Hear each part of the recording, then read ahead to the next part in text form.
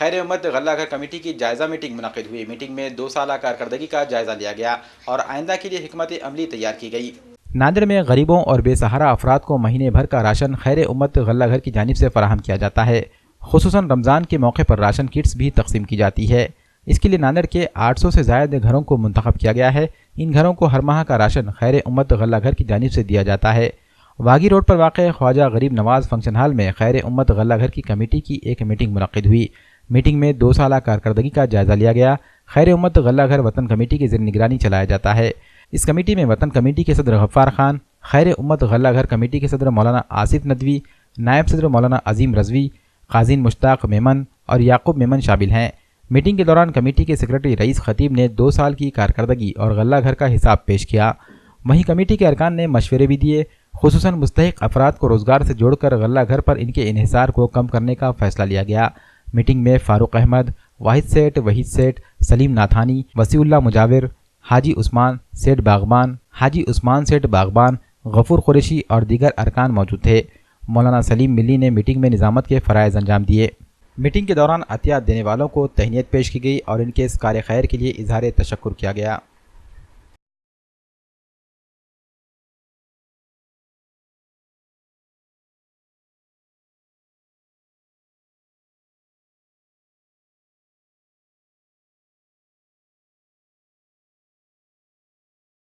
آج خیر امت غلہ گھر کی میٹنگ یہاں حضرت خواجہ غریب نواز فنکشن ہال میں منعقد کی گئی تھی۔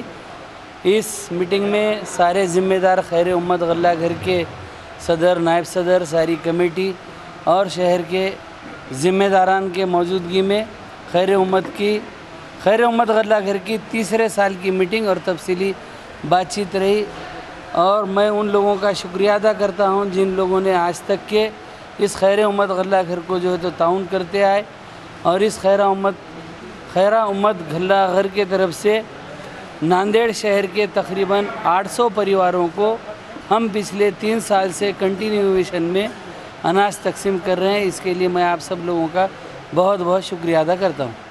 الحمدللہ آج یہاں خواجہ غریب نواز فنکشن ہال میں وطن ویلفیئر سوسائٹی کے تحت چلنے والے خیر امت غلہ گھر کی ایک نشست رکھی گئی سالانہ۔ خیر امت غلہ گھر گزشتہ 2 سالوں سے الحمدللہ شہر میں سفید پوش ایسے غریب و نادار لوگوں کی کفالت کا کام کر رہا ہے جو سامنے کھل کر بھی نہیں آتے ہیں لیکن واقعتاً مستحق ہوتے ہیں۔ ایسے تقریباً الحمدللہ 800 فیملیز اس خیر امت غلہ گھر سے مستفید ہو رہی ہے، اور یہ سارا نظم اللہ کے فضل سے اس شہر کے مخیر حضرات کے تعاون سے ہو رہا ہے، اور اسی سلسلے میں آج یہ نشست رکھی گئی تھی کہ ان کا ایک اعزاز بھی کیا گیا۔